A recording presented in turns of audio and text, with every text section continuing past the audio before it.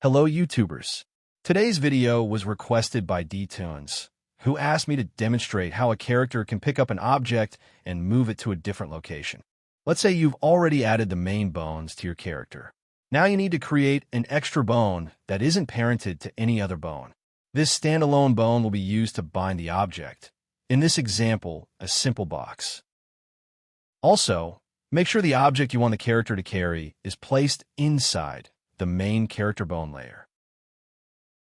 Go to a later frame, around frame 12, and gently drag the character downward to begin the pickup motion. After that, adjust the other bones to create natural bending in the body. I recommend locking each keyframe as you go by pressing Ctrl plus F after every adjustment.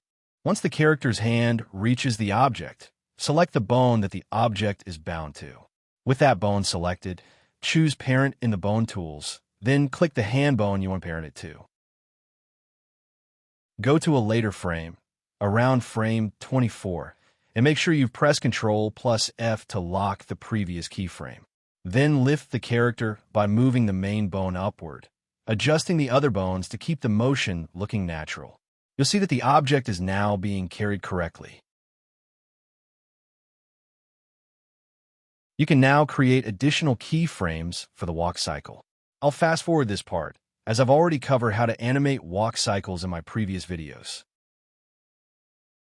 When you reach the point where you want the character to drop the object, create a new keyframe and adjust the bones to match the dropping motion. Then select the object's bone, go to the Parent tool, and remove its parent. After that, you can animate the object either falling to the floor or being gently placed down.